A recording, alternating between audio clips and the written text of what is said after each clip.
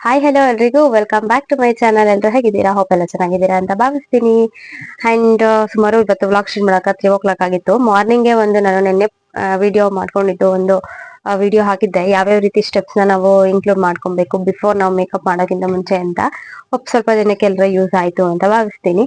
And ಇವತ್ತು next ಇನ್ನೊಂದು blog start ಮಾಡಿ ಅಪ್ಲೋಡ್ ಮಾಡ್ಬೇಕು ಅನ್ಕೊಂಡಿದ್ದು. ಮೇನ್ ಥಿಂಗ್ ಬಂದ್ಬಿಟ್ಟು ನನ್ನ ಒಬ್ರು ನ್ಯೂ ಸಬ್ಸ್ಕ್ರೈಬರ್, ಆಕ್ಚುಲಿ ಅವರು ಟೀನೇಜರ್ ಅಂತ ಅನ್ಸುತ್ತೆ, ರೇಹಾ ಬಿಕೆ ಅನ್ನೋರು. ಅವರು ನನಗೆ ನಿನ್ನೆ ಮೊನ್ನೆಯಿಂದ ಸ್ವಲ್ಪ ಸಪೋರ್ಟ್ ಚೆನ್ನಾಗಿ ಮಾಡ್ತಿದ್ದಾರೆ ಅಂಡ್ ಕಮೆಂಟ್ಸ್ ಮಾಡಿ ಕೇಳ್ತಾ ಇದ್ದಾರೆ ಬ್ಯೂಟಿ ಟಿಪ್ಸ್ ಗಳ ಬಗ್ಗೆ, ಟೀನೇಜರ್ಸ್ ಗಳಿಗೆ ಹೆಲ್ಪ್ ಆಗೋ ತರ ವಿಡಿಯೋಸ್ ಮಾಡ್ಕೊಡಿ ಅಕ್ಕ ಅಂತ. ಖಂಡಿತವಾಗ್ಲೂ ನಾನು ಆದಷ್ಟು ಆ ವಿಷಯಗಳ ಬಗ್ಗೆ ತಿಳ್ಕೊಂಡು ನಿಮ್ ಜೊತೆ ನಿಮ್ಗೆ ಇನ್ಫಾರ್ಮೇಶನ್ ನ ತಿಳಿಸ್ಕೊಡ್ತಾ ಹೋಗ್ತೀನಿ ನೆಕ್ಸ್ಟ್ ವಿಡಿಯೋಗಳಲ್ಲಿ. ಸ್ವಲ್ಪ ಚಿಕ್ಕ ಪಾಪು ಇದ್ದಾನೆಲ್ಲ, ಸ್ವಲ್ಪ ಟೈಮ್ ಸಿಕ್ಕಾಗ ಮಾತ್ರ ವಿಡಿಯೋ ಮಾಡ್ಕೊಳಕ್ ಸಾಧ್ಯ. ಸ್ವಲ್ಪ ಲೇಟ್ ಆಗೆಲ್ಲ ಇನ್ಫಾರ್ಮೇಶನ್ ಸಿಕ್ಕಿದ್ರೆ ದಯವಿಟ್ಟು ಬೇಜಾರ್ ಮಾಡ್ಕೊಳ್ವಿ. ಆದಷ್ಟು ನಾನು ನನ್ನ ಪ್ರಯತ್ನ ಮೀರಿ ನಾನು ಟ್ರೈ ಮಾಡ್ಕೊಂಡು ಹೋಗ್ತೀನಿ. ಅಂಡ್ ಇವತ್ತು ನೀವು ಕೇಳಿದ್ರಿ ನನ್ಗೆ, ನೀವು ವೀಕ್ಲಿ ಎಷ್ಟು ಟೈಮ್ಸ್ ನಿಮ್ಮ ಏರ್ ವಾಶ್ ಮಾಡ್ತೀರಾ ಅಂಡ್ ಆಯಿಲ್ ಎಷ್ಟು ಟೈಮ್ಸ್ಗೆ ಹಚ್ತೀರಾ ಅಂಡ್ ಕೆಲವೊಂದು ಟಿಪ್ಸ್ ಗಳು ಕೊಡಿ, ಏರ್ ಕೇರ್ ಟಿಪ್ಸ್ ಅಂತೆಲ್ಲ ನಿಮ್ಮ ರೂಟೀನ್ ಬಗ್ಗೆ ಅಂತ. ಸೊ ನಾನು ಅದಕ್ಕೋಸ್ಕರನೇ ಇವತ್ತು ಒಂದು ಸೆಕೆಂಡ್ ಬ್ಲಾಗ್ ನ ಅಪ್ಲೋಡ್ ಮಾಡ್ಬೇಕು ಅನ್ಕೊಂಡು ಬ್ಲಾಗ್ ಸ್ಟಾರ್ಟ್ ಮಾಡಿದ್ದು. ಇನ್ನು ಸ್ವಲ್ಪ ಥ್ರೋಟ್ ಇನ್ಫೆಕ್ಷನ್ ಹಂಗೆ ಇದೆ, ಸ್ವಲ್ಪ ಫೀವರ್ ಇದೆ. ಬಟ್ ನೀವು ಆತರ ಕಮೆಂಟ್ ಮಾಡಿದಾಗ ಏನಾದ್ರು ಕೇಳ್ತಿದ್ದೀರಾ ಟಿಪ್ಸ್ ಅಂತಂದ್ರೆ, ನೋಡಿದಾಗ ಬ್ಲಾಗ್ ಮಾಡ್ಬೇಕು ಅಂತ ಒಂಥರ ಏನೋ ಒಂಥರ ನಂಗೆ ಸಪೋರ್ಟ್ ಸಿಗುತ್ತೆ. ಥ್ಯಾಂಕ್ಸ್ ಫಾರ್ ಯುವರ್ ಸಪೋರ್ಟ್ ಅಂತ ಹೇಳ್ತೀನಿ ನೇಹಾ ಬಿಕೆ ಅವರೇ. ಇದೇ ರೀತಿ ನನ್ನ ಚಾನಲ್ಗೆ ಸಪೋರ್ಟ್ ಮಾಡ್ತಾ ಇರಿ. ಖಂಡಿತವಾಗ್ಲೂ ನಿಮ್ಗೆ ನಾನು ನನ್ನ ಕೈಲಿ ಆದಷ್ಟು ಒಳ್ಳೆ ಟಿಪ್ಸ್ ಗಳ ಬಗ್ಗೆ ತಿಳಿಸ್ಕೊಡ್ತಾ ಹೋಗ್ತೀನಿ, ಇನ್ಫಾರ್ಮೇಶನ್ ಅಂತ ಒಂದು ಭರವಸೆನ ನೀಡೋಕೆ ಇಷ್ಟಪಡ್ತೀನಿ. ಬನ್ನಿ ಇವತ್ತಿನ ವ್ಲಾಗ್ ನ ಸ್ಟಾರ್ಟ್ ಮಾಡ್ತಾ ಇದ್ದೀನಿ. ಅಂಡ್ ಪ್ಲೀಸ್ ಯಾರೆಲ್ಲ ನನ್ನ ಚಾನಲ್ಗೆ ಹೊಸದಾಗಿ ಬಂದು ವಿಸಿಟ್ ಮಾಡ್ತಾ ಇದ್ದೀರಾ, ದಯವಿಟ್ಟು ಅವರೆಲ್ಲರೂ ಸಬ್ಸ್ಕ್ರೈಬ್ ಮಾಡ್ಕೊಂಡು ನನ್ನ ಚಾನಲ್ ನ ಸಪೋರ್ಟ್ ಮಾಡಿ. ನೋಡಿ ನೇಹಾ ಅವ್ರೆ, ನಾನು ಆಕ್ಚುಲಿ ವೀಕ್ಲಿ ಒಂದು 2 ಟೈಮ್ಸ್ ಆದ್ರೂ ಏರ್ ವಾಶ್ ಮಾಡೇ ಮಾಡ್ತೀನಿ. ಅಂಡ್ ಒಂದು 3 ಟೈಮ್ಸ್ ಅಂದ್ರೆ ಮೀನ್ಸ್ 2 or 3 ಡೇಸ್ಗೆ ಒನ್ಸ್ ನಾನು ಇದನ್ನ ಅಪ್ಲೈ ಮಾಡ್ಕೊಂಡು ಹೋಗ್ತೀನಿ. ಅಂಡ್ 2 or 3 ಟೈಮ್ಸ್ ನಾನು ಆಯಿಲ್ ನ ಅಪ್ಲೈ ಮಾಡ್ತೀನಿ. ಬಿಕಾಸ್ ಇವಾಗ ಸಮ್ಮರ್ ಟೈಮ್ ಬೇರೆ ಅಂಡ್ ನನ್ನ ಕೂದಲು ಲೆಂತ್ ಇದೆ. ಸೊ ಇವತ್ತು ಸ್ವಲ್ಪ ಪರ್ಸನಲ್ ಇಶ್ಯೂಸ್ ಇಂದ ನಾನು ಏರ್ ವಾಶ್ ಎಲ್ಲ ಮಾಡೋ ತರ ಆಯ್ತು. ಫೀವರ್ ಇತ್ತು, ಸೊ ನಾನು ಏರ್ ವಾಶ್ ಎಲ್ಲ ಮಾಡ್ಕೊಳ್ಬಾರ್ದಂತೆ. ಬಟ್ ಆಲ್ಮೋಸ್ಟ್ ಹುಡುಗಿರ್ಗೆ ಗೊತ್ತಿರುತ್ತಲ್ವ, ಪರ್ಸನಲ್ ಇಶ್ಯೂಸ್ ಇರುತ್ತೆ. ಸೊ ನನ್ಗೂ ಅದೇ ರೀತಿಯಿಂದ ನಾನು ಇವತ್ತು ಏರ್ ವಾಶ್ ಮಾಡ್ಕೊಂಡೆ ನೋಡಿ ತೋರಿಸ್ತಾ ಇದ್ದೀನಿ. ಅಂಡ್ ಸೊ ನಂದು ಕೂದಲು ಸ್ವಲ್ಪ ಲೆಂತ್ ಇದೆ ಅಲ್ವಾ, ಸೊ ನಾನು ಚೆನ್ನಾಗಿ ಮೈಂಟೈನ್ ಮಾಡ್ಬೇಕು, ಇಲ್ಲಾಂದ್ರೆ ತುಂಬಾ ಬ್ರೇಕ್ಔಟ್ಸ್ ಆಗ್ಬಿಡುತ್ತೆ ಹೇರ್ ಅಲ್ಲಿ. ಸೊ ಹಂಗಾಗಿ ನಾನು ಸ್ವಲ್ಪ ಹೇರ್ ಕೇರ್ ಮಾಡ್ತೀನಿ. ಅಂಡ್ ನೀವು ಇನ್ನೊಂದು ಕ್ವಶನ್ ಕೇಳಿದ್ರಿ, ನಾವು ಸ್ಟೆಪ್ ಕಟ್ ಎಲ್ಲ ಮಾಡ್ಸಿದ್ರೆ ಹೇರ್ ಬೆಳೆಯುತ್ತಾ ಅಂತ. ಹೌದು, ಆಕ್ಚುಲಿ ಬೆಳೆಯುತ್ತೆ, ಬೆಳೆದ ರೀತಿ ಏನಿಲ್ಲ, ಅದಕ್ಕೂ ಟೈಮ್ ಬೇಕು. ಅಂಡ್ ನಾವು ಅದಕ್ಕೆ ಏನೇನ್ ಪೋಷಣೆ ಮಾಡ್ಬೇಕು ಕೂದಲಿಗೆ, ನಾವು ಅದನ್ನ ಮಾಡ್ಕೊಂತಂದ್ರೆ ಖಂಡಿತವಾಗ್ಲೂ ನಮ್ಮ ಹೇರ್ ಬೆಳೆಯುತ್ತೆ. ಸ್ಟೆಪ್ ಕಟ್ಸ್ ಮಾಡಿಸಿ ನೀವು ಅಥವಾ ಇನ್ಯಾವ್ದು ಆ ತರ ಸ್ಟೈಲ್ ಆಗೆಲ್ಲ ಇವಾಗ ಕಟ್ ಮಾಡಿಸ್ತಾರೆ ಹೇರ್ ಕಟ್ ಎಲ್ಲ. ಸೊ ನೀವು ಮಾಡ್ಸಿದ್ರು ಸಹ ಅದು ಒಂದು ಗ್ರೋತ್ ಆಗೋದಕ್ಕೆ ಎಷ್ಟು ಟೈಮ್ ಅಂತ ಇರುತ್ತೆ. ಅಂಡ್ ಅದಕ್ಕೆ ಬೇಕಾಗುವಂತಹ ಕೆಲವೊಂದು ಪ್ರೋಟೀನ್ಸ್ ಆಗ್ಲಿ, ವಿಟಮಿನ್ಸ್ ಅಂಡ್ ಫ್ಯಾಟಿ ಆಸಿಡ್ಸ್ ಅದೆಲ್ಲಾನು ಸಹ ಮೇನ್. ಸೊ ನೀವು ಅದಕ್ಕೆಲ್ಲಾನು ಏನ್ ಮಾಡ್ಬೇಕು ಅಂದ್ರೆ, ನೀವು ಚೆನ್ನಾಗಿ ಬಾಡಿನ ಹೈಡ್ರೇಟ್ ಆಗಿ ಇಟ್ಕೊಬೇಕು. ನಾವು ಎಷ್ಟು ನೀರ್ ಚೆನ್ನಾಗಿ ಕುಡಿತೀವಿ ಅಷ್ಟು ನಮ್ಮ ಹೇರ್ಗಾಗ್ಲಿ, ಸ್ಕಿನ್ ಆಗ್ಲಿ ಅಂಡ್ ನಮ್ಮ ಪರ್ಸನಲ್ ಹೆಲ್ತ್ಗೂ ಸಹ ತುಂಬಾ ಬೆನಿಫಿಟ್ ಇದೆ. ನೀರು ನಿಜವಾಗ್ಲೂ ನಮ್ಮ ಒಂದು ಬಾಡಿಗೆ ತುಂಬಾನೇ ರೀತಿಯಲ್ಲಿ ವರ್ಕ್ ಮಾಡ್ಕೊಡುತ್ತೆ, ಬೆನಿಫಿಟ್ಸ್ ಇದೆ. ಸೊ ನೀವು ಆದಷ್ಟು ನೀರನ್ನ ಚೆನ್ನಾಗಿ ಇಂಟೇಕ್ ಮಾಡಿ. ಮಿನಿಮಮ್ ಒಂದು 2 to 3 ಲೀಟರ್ಸ್ ಇಂಟೇಕ್ ಮಾಡಬೇಕು ನಾವು ಒಂದು ಹೆಲ್ತಿ ಲೈಫ್ ಸ್ಟೈಲ್ ಅಲ್ಲಿ. ಅಂಡ್ ನೆಕ್ಸ್ಟ್ ಬಂದ್ಬಿಟ್ಟು ನೀವು ವಿಟಮಿನ್ಸ್ ರಿಚ್ ಇರುವಂತಹ ವಿಟಮಿನ್ ಎ ಆಗ್ಲಿ, E, C and omega-3 fatty acids ಇರುತ್ತಲ್ಲ, ಆ ತರ ರಿಚ್ ಇರುವಂತಹ ತರಕಾರಿಗಳು, ಸೊಪ್ಪು ಆ ತರದನ್ನ ಸೇವಿಸಿ. ಅಂಡ್ ನೆಕ್ಸ್ಟ್ ಬಂದ್ಬಿಟ್ಟು ಸಿಟ್ರಿಕ್ ಫ್ರೂಟ್ಸ್, ವಿಟಮಿನ್ ಸಿ ತುಂಬಾ ರಿಚ್ ಇರುತ್ತೆ ಸಿಟ್ರಿಕ್ ಫ್ರೂಟ್ಸ್ ಅಲ್ಲಿ, ಲೈಕ್ ಆರೆಂಜ್ ಅಂಡ್ ಲೆಮನ್ ಆ ತರದ್ರಲ್ಲೆಲ್ಲಾನು ಸಹ ಆ ತರ ಫ್ರೂಟ್ಸ್ ಗಳು ಅಥವಾ ಸೀಸನಲ್ ಫ್ರೂಟ್ಸ್ ಯಾವ್ದೇ ಇದ್ರೂ ಸಹ ನೀವು ಆ ತರ ಫ್ರೂಟ್ಸ್ ನ ಎಲ್ಲ ಇಂಟೇಕ್ ಮಾಡಿ ಚೆನ್ನಾಗಿ. ಅಂಡ್ ಸಲ್ಫರ್ ಇರುವಂತದ್ದು, ಲೈಕ್ ಆನಿಯನ್ ಅಲ್ಲಿ ತುಂಬಾ ಸಲ್ಫರ್ ಇರುತ್ತೆ ಅಂಡ್ ಮ್ಯಾಂಗೋದಲ್ಲಿ ಐರನ್ ಕಂಟೆಂಟ್ ಇರುತ್ತೆ. ಸೊ ಆ ತರದನ್ನೆಲ್ಲಾನು ಸೀಸನ್ ವೈಸ್ ಸಿಗುವಂತ ಫ್ರೂಟ್ಸ್ ಎಲ್ಲದನ್ನು ನೀವು ಸೇವನೆ ಮಾಡ್ಬೋದು. ಅಂಡ್ ಲೈಕ್ ವೆಜಿಟೇಬಲ್ಸ್ ಅಲ್ಲಿ ಕ್ಯಾರೆಟ್ ಆಗ್ಲಿ, ಸ್ಪಿನಚ್ ಮೀನ್ಸ್ ಪಾಲಕ್ ಸೊಪ್ಪು ಅಂತ ಏನ್ ಹೇಳ್ತೀವಿ, ಆ ತರದನ್ನೆಲ್ಲ ನೀವು ಸ್ವಲ್ಪ ಜಾಸ್ತಿ ಇನ್ಕ್ಲೂಡ್ ಮಾಡ್ಕೊಂತ ಹೋದ್ರೆ, and like curry leaves use ಮಾಡೋದು ಡೈಲಿ ರೂಟೀನ್ ಅಲ್ಲಿ ಜಾಸ್ತಿ. ಅಂಡ್ ಅದ್ರ ಜೊತೆಗೆ ನೀವು ಒಂದು ಗುಡ್ ಹರ್ಬಲ್ ಏರ್ ಆಯಿಲ್ ನ ಬಳಸಿ ಅಂತ ನಾನು ಪ್ರಿಫರ್ ಮಾಡ್ತೀನಿ.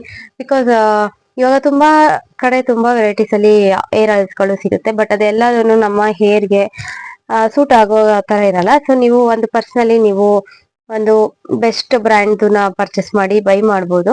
ಅಂಡ್ ಯಾವ್ದೇ ರೀತಿ ಒಂದು ಕೆಮಿಕಲ್ಸ್ ಆಲ್ಮೋಸ್ಟ್ ಫ್ರೀ ಇರೋ ಅಂತದನ್ನ ನೀವು ಸ್ವಲ್ಪ ಟ್ರೈ ಮಾಡಿ ನೋಡಿ.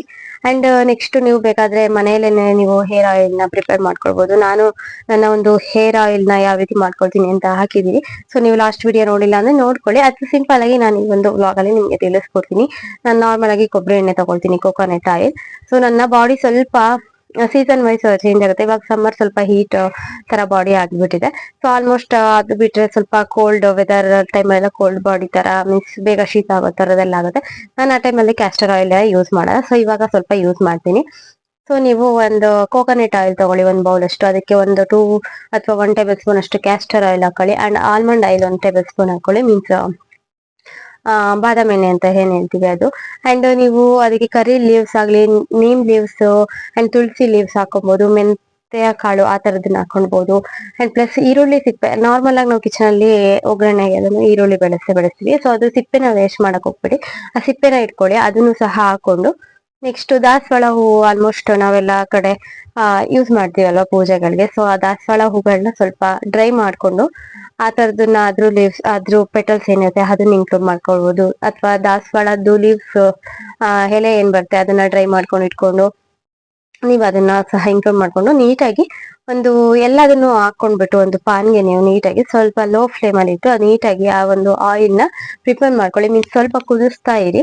ಸ್ವಲ್ಪ ನೋಡ್ಕೊಂಡು ನೀವು ಹಾಕೋಬೇಕು. ಕರಿ ಲೀವ್ಸ್ ಎಲ್ಲ ಹಾಕುವಾಗ ಸ್ವಲ್ಪ ಎಣ್ಣೆ ಸಿಗುತ್ತೆ. ಸೊ ನೀವೆಲ್ಲದನ್ನು ಒಟ್ಟಿಗೆ ಹಾಕಿ ನೀಟಾಗಿ ಲೋ ಫ್ಲೇಮ್ ಅಲ್ಲಿ ನೀವು ಮಿಕ್ಸ್ ಮಾಡ್ಕೊಂಡು ಸ್ವಲ್ಪ ಚೆನ್ನಾಗಿ ಕಾಯಿಸಿಟ್ಕೊಂಡು ನೆಕ್ಸ್ಟ್ ಅದು ಕೂಲ್ ಆದ ನಂತರ ಅದು ಏನ್ ಬಂದಿರುತ್ತೆ ಅದನ್ನ ನೀವು ಒಂದು ಬಾಟಲ್ ಅಥವಾ ಯಾವ್ದಾದ್ರು ಆಲ್ಮೋಸ್ಟ್ ಏರೆಲ್ಲ ಏನು ಕಲೆಕ್ಟ್ ಮಾಡಿ ಇಟ್ಕೊಳ್ತಾರೆ ಬಾಟಲ್ಸ್ ಗಳಿಗೆ ನೀಟಾಗಿ ಫಿಲ್ಟರ್ ಮಾಡ್ಬಿಟ್ಟು ಅದು ಕೂಲ್ ಆದ ನಂತರ ಇಟ್ಕೊಂಡು ಅದನ್ನ ನೀವು ಡೈಲಿ ರೂಟೀನ್ ಅಲ್ಲಿ ಯೂಸ್ ಮಾಡ್ಕೊಂಡು ಬಂದ್ರೆ ನಿಜವಾಗ್ಲೂ ನಿಮ್ಗೆ ಹೇರ್ಗೆ ಒಂದು ಒಳ್ಳೆ ರಿಸಲ್ಟ್ ಸಿಗುತ್ತೆ, ಹೇರ್ ಗ್ರೋತ್ ಆಗೋದಕ್ಕೆ ಅಂತ ಹೇಳ್ತೀನಿ. ಅಂಡ್ ನೆಕ್ಸ್ಟ್ ಬಂದ್ಬಿಟ್ಟು ಹೇಳ್ಬೇಕು ಅಂತಂದ್ರೆ ಆತರ ಎಲ್ಲ ನಾವು ವರ್ಬಲ್ ಮನೇಲೇನೆ ಸ್ವಲ್ಪ ಮಾಡ್ಕೊಳ್ಳೋದ್ರಿಂದ ಹೋಮ್ ಮೇಡ್ ಆಯಿಲ್ಸ್ ಆಗ್ಲಿ, ಹೇರ್ ಪ್ಯಾಕ್ಸ್ ಆ ತರದೆಲ್ಲ ಮಾಡ್ಕೊಂಡು ಬರೋದ್ರಿಂದ ತುಂಬಾ ಬೆನಿಫಿಟ್ ಇದೆ. ಹೋಪ್ ನಿಮ್ಗೆ ಈ ಒಂದು ಎಕ್ಸ್ಟ್ರಾ ಟಿಪ್ ಇಷ್ಟ ಆಯ್ತು ಅಂತ ಭಾವಿಸ್ತೀನಿ. ಅಂಡ್ ನೆಕ್ಸ್ಟ್ ಬಂದ್ಬಿಟ್ಟು ನಾನು ಯಾವ್ಯಾವ ಶಾಂಪೂಗಳನ್ನ ಯೂಸ್ ಮಾಡ್ತೀನಿ ಅಂಡ್ ವೀಕ್ಲಿ ಎಷ್ಟು ಟೈಮ್ ನಾನು ಹೇರ್ ವಾಶ್ ಮಾಡ್ತೀನಿ ಶಾಂಪೂನ ಯೂಸ್ ಮಾಡಿ ಅಂತ ಕೇಳ್ತಾ ಇದ್ರಿ. ಸೊ ಈ ಒಂದು ಕ್ವಶನ್ಗೆ ನಾನು ಹೇಳಿದಾಗೆ ಸ್ಟಾರ್ಟಿಂಗ್ ಆದ್ರೆ 2 to 3 ಟೈಮ್ಸ್ ಆದ್ರೂ ಹೇರ್ ವಾಶ್ ಮಾಡ್ತೀನಿ. ಅದು ಒಂದು ಗುಡ್ ಹೇರ್ ವಾಶ್ ಸ್ಟೈಲ್ ಅಂತ ಹೇಳ್ಬೋದು.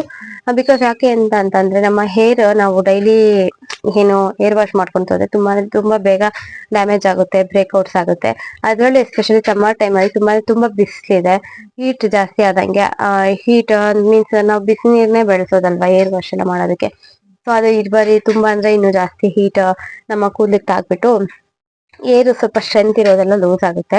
ಸೊ ಹಂಗಾಗಿ ಏರ್ ಫಾಲ್ ಆಗೋ ತರ ಚಾನ್ಸಸ್ ಎಲ್ಲ ಇರುತ್ತೆ. ಸೊ ಹಂಗಾಗಿ ಆದಷ್ಟು ಒಂದು 2-3 ಟೈಮ್ಸ್ ಮಿನಿಮಮ್ ನೀವು ಟೀನರ್ಸ್ ಆಗಿರೋದ್ರಿಂದ ಕಾಲೇಜ್ ಅಥವಾ ಏನಾದ್ರು ಹೋಗ್ತಾ ಇರ್ತೀರಲ್ವಾ. ಸೊ ಒಂದು 3 ಟೈಮ್ಸ್ 2 ಡೇಸ್ ಒನ್ಸ್ ನೀವು ಏರ್ ವಾಶ್ ಮಾಡ್ಕೊಳ್ಳಿ, ತಪ್ಪೇನಿಲ್ಲ. ಅಂಡ್ ನೀವು ಏರ್ ಆಯಿಲ್ ಬಿಟ್ಟು ನಾನು ಒಂದು 2 ಡೇಸ್ ಒನ್ಸ್ ಏರ್ ಆಯಿಲ್ ನ ಅಪ್ಲೈ ಮಾಡ್ಕೊಂಡು ಬಿಟ್ಕೊಳ್ತೀನಿ. ಬಿಕಾಸ್ ಜಾಸ್ತಿ ದಿನಾನು ಬಿಡಬಾರ್ದು ನಾವ್ ಏರ್ ಆಯಿಲ್ ನ ಅಪ್ಲೈ ಮಾಡ್ಕೊಂಡು. ಫುಲ್ ನಮ್ಮ ಸ್ಕಾಲ್ಪ್ ಡ್ರೈ ಕೂಡ ಆಗ್ಬಾರ್ದು, ಫುಲ್ ಆಯಿಲಿನೂ ಸಹ ಇರಬಾರ್ದು. ಸೊ ಹಾಗಾಗಿ ನೋಡ್ಕೊಂಡು ಒಂದು 2 ಟೈಮ್ಸ್ ವೀಕ್ಲಿ 1-2-3 ಡೇಸ್ ಬಿಟ್ಟು ನೀವು ಏರ್ ವಾಶ್ ಮಾಡ್ಕೊಳ್ಳಿ, ಏನ್ ಪ್ರಾಬ್ಲಮ್ ಆಗಲ್ಲ. ಸ್ವಲ್ಪ ಇನ್ನು ಹುಷಾರಾಗಿಲ್ಲ ಅಲ್ಲ, ಸೊ ಕೋಲ್ಡ್ ಇದೆ, ಸ್ವಲ್ಪ ಹಿಂಸೆ ಆಗ್ತದೆ. ಒಂದು 2 ಮಿನಿಟ್ಸ್. ಸಾರಿ, ಇನ್ನು ಸ್ವಲ್ಪ ಕಾಫ್ ಇದೆ. ಸೊ ಹಂಗಾಗಿ ಸ್ವಲ್ಪ ಅನ್ಕಂಫರ್ಟಬಲ್ ಅನ್ನಿಸ್ತಾ ಇತ್ತು. ಜಾಸ್ತಿ ಮಾತಾಡ್ಕೊಂಡು ಹೋದಾಗ ಒಂಥರ ಹಿಂಸೆ ಆದಾಗ ಆಗುತ್ತೆ ಮಾತಾಡಕ್ಕೆ. ನೆಕ್ಸ್ಟ್ ಬಂದ್ಬಿಟ್ಟು ನಾನು ಯಾವ್ಯಾವ ಶಾಂಪೂಗಳನ್ನ ಯೂಸ್ ಮಾಡ್ತೀನಿ ಅಂತ. ನಾನು ನಾರ್ಮಲ್ ಆಗಿ ಕ್ಲಿನಿಕ್ ಪ್ಲಸ್ ಶಾಂಪೂ ಯೂಸ್ ಮಾಡ್ತೀನಿ. ಅದು ಬಿಟ್ರೆ ಚಿಕ್ ಶಾಂಪೂನ ಯೂಸ್ ಮಾಡ್ತೀನಿ. ಸೊ ಕೆಲವೊಂದ್ ಬಾರಿ ನಾನು ಇವಾಗೆಲ್ಲ ನಿಜವಾಗ್ಲೂ ಪ್ರಾಮಿಸ್ ಬೇಕಾಗಂತ ಹೇಳ್ತೀರಾ, 2 ಇಯರ್ಸ್ ಇಂದ 1 ಇಯರ್ ಇಂದ ನಾರ್ಮಲ್ ಆಗಿ ಕ್ಲಿನಿಕ್ ಪ್ಲಸ್ ಬಿಟ್ರೆ ಚಿಕ್ ಶಾಂಪೂನ ಯೂಸ್ ಮಾಡೋದು. ಅಂಡ್ ಮಧ್ಯಲಿ ನಾನು ಇಲ್ಲ ಅಂತಂದಾಗ ಇವಾಗೆಲ್ಲೋ ಯೂಸ್ ಮಾಡಿಲ್ಲ. ಡವ್ ಶಾಂಪೂನ ಕೆಲವೊಂದ್ಸಲ ಯೂಸ್ ಮಾಡಿದೀನಿ. ಅಂಡ್ ಹೆಡ್ ಅಂಡ್ ಶೋಲ್ಡರ್ ಕೆಲವೊಂದ್ಸಲ ಡ್ಯಾಂಡ್ರಫ್ ಆದಾಗ ನಾನು ಯೂಸ್ ಮಾಡಿದೀನಿ, ಅದು ತುಂಬಾ ಚೆನ್ನಾಗಿದೆ. ಅದ್ ಬಿಟ್ಟು ನಾರ್ಮಲ್ ಆಗಿ ನಾನ್ ಕೇಳಿರೋ ಪ್ರಕಾರ ಮೀರಾ ಶಾಂಪೂನು ತುಂಬಾ ಚೆನ್ನಾಗಿದೆ ಅಂತ ಹೇಳಿದ್ದಾರೆ ಬೇರೆಯವರು ಇನ್ಫಾರ್ಮೇಶನ್ ತಿಳ್ಕೊಂಡಾಗ. ಅಂಡ್ ನೆಕ್ಸ್ಟ್ ಬಂದ್ಬಿಟ್ಟು ತುಂಬಾ ವೆರೈಟೀಸ್ ಬ್ರ್ಯಾಂಡ್ಸ್ ಗಳಲ್ಲಿ ನಮಗೆ ಶಾಂಪೂ ಸಿಗುತ್ತೆ. ಬಟ್ ನಾನು ಪರ್ಟಿಕ್ಯುಲರ್ ಆಗಿ ಯೂಸ್ ಮಾಡುವಂತದ್ದು ಬಂದ್ಬಿಟ್ಟು ಕ್ಲಿನಿಕ್ ಪ್ಲಸ್ ಶಾಂಪೂ ಅಥವಾ ಚಿಕ್ ಶಾಂಪೂ. ನಾರ್ಮಲ್ ಆಗಿ ಅದ್ರಲ್ಲೇನೆ ಇವಾಗ ತುಂಬಾ ತರ ಬಂದಿದೆ, ಲೈಕ್ ಆಲ್ಮಂಡ್ ಆಗ್ಲಿ, ಆಮ್ಲಾ ಯೂಸ್ ಮಾಡ್ಕೊಂಡು ಮಾಡಿರುವಂತ ಶಾಂಪೂ ಅದ್ರಲ್ಲೇನೆ ಬಂದಿದೆ ವೆರೈಟೀಸ್.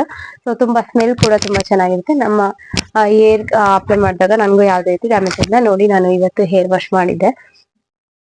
ಸೊ ನನ್ನ ಹೇರ್ ಸ್ವಲ್ಪ ಲೆಂತಿ ಇದೆ, ಲಾಂಗ್ ಹೇರ್ ಸ್ಟ್ರೈಟ್ ಇದೆ, ಸೊ ಹಂಗಾಗಿ ನಂದು ಚೆನ್ನಾಗಿ ಗ್ರೋತ್ ಆಗುತ್ತೆ.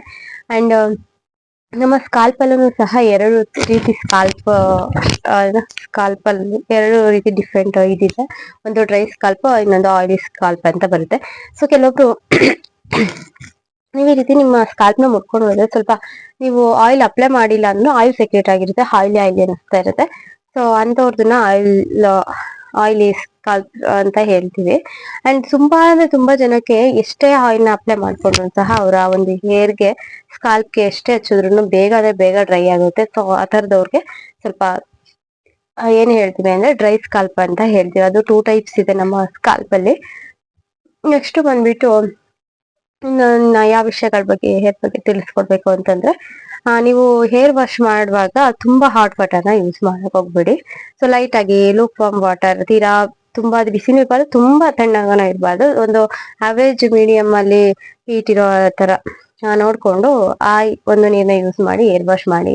ಅಂಡ್ ನೆಕ್ಸ್ಟ್ ಬಂದ್ಬಿಟ್ಟು ಆದಷ್ಟು ಒಂದು ಸಪ್ರೇಟ್ ಕೋಮ್ಗಳನ್ನ ಯೂಸ್ ಮಾಡಿ. ಬಿಕಾಸ್ ಕೆಲವೊಬ್ರು ಈಗ ಕೋಮ್ ಅಂದ್ಮೇಲೆ ನಮ್ಮ ಒಂದು ಸ್ಕಾಲ್ಪಿಗೆ ಟಾರ್ಗೆಟ್ ಆಗಿರುತ್ತೆ. ತುಂಬಾ ಜನಕ್ಕೆ ಸ್ಕಿನ್ ಇಶ್ಯೂಸ್ ಇರುತ್ತಲ್ವಾ, ಸೊ ಲೈಕ್ ಅಲರ್ಜಿ ಆಗೋ ತರದ್ದು ಅಥವಾ ಗುಳ್ಳೆಗಳು ಬಂಪ್ಸ್ ಎಲ್ಲ ಆಗಿರುತ್ತೆ. ಸೊ ಆ ತರದವ್ರು ಯೂಸ್ ಮಾಡಿರೋಂತ ಒಂದು ಕೋಮ್ಗಳನ್ನ ನಾವು ಬಳಸಿದ್ರೆ ನಮಗೂ ಅದು ಅಲರ್ಜಿ ಆಗುತ್ತೆ, ಇನ್ಫೆಕ್ಷನ್ ಆಗ್ಬಿಡುತ್ತೆ.